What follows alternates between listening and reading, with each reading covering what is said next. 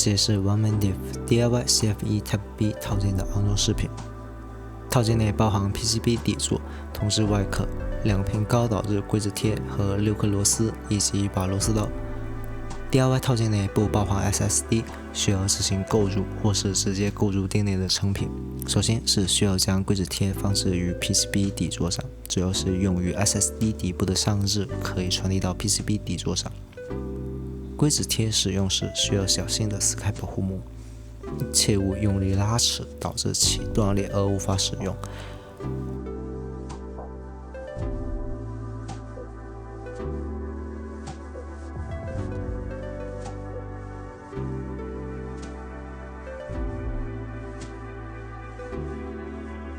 放置于 PCB 底座后，可以利用螺丝刀撬起保护膜的一角，以便于撕开。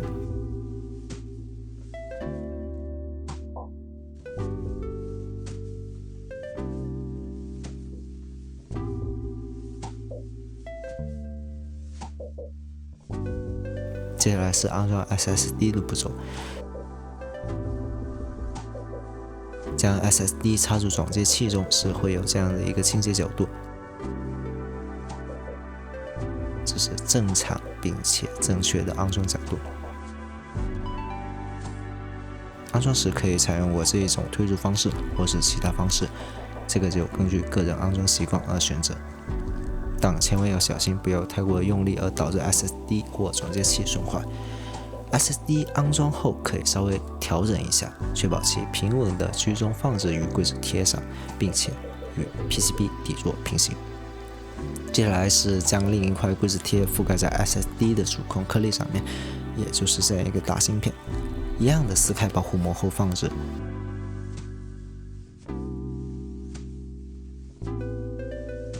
这个时候可以适当的按压实际贴合，请放心，硅脂贴本身是不导电的，所以不用担心引起元器件短路等情况。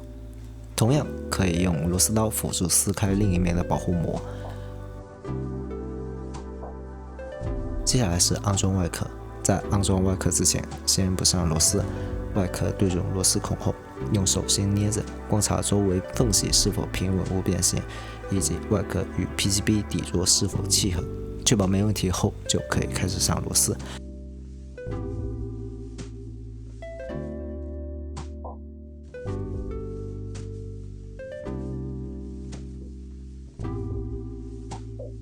拧螺丝时，切记要均匀的拧入，防止外壳变形。可以采用对角依次棒旋拧入，或是4颗螺丝轮流拧入，无论何种方式都行，只要保证其受力均匀即可。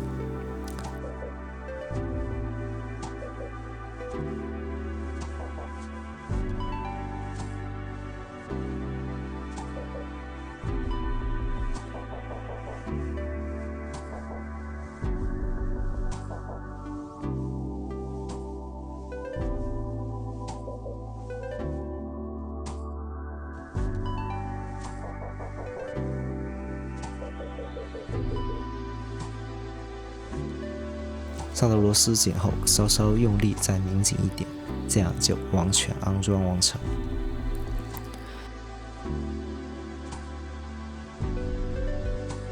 剩余的2颗螺丝是用于备用的，用于防止安装时螺丝掉落，从而替用而准备的。最后是将安装完成的 DIY CFE Type B 卡在读卡器上测试其拔插的流畅度，确保不会卡住后，就可以进到相机等设备中开始兼容性测试并使用了。关于 OneManDiff CFE Type B 卡的购买，可以关注平台后私信获取优惠链接进行购买。感谢各位的观看，下次再见。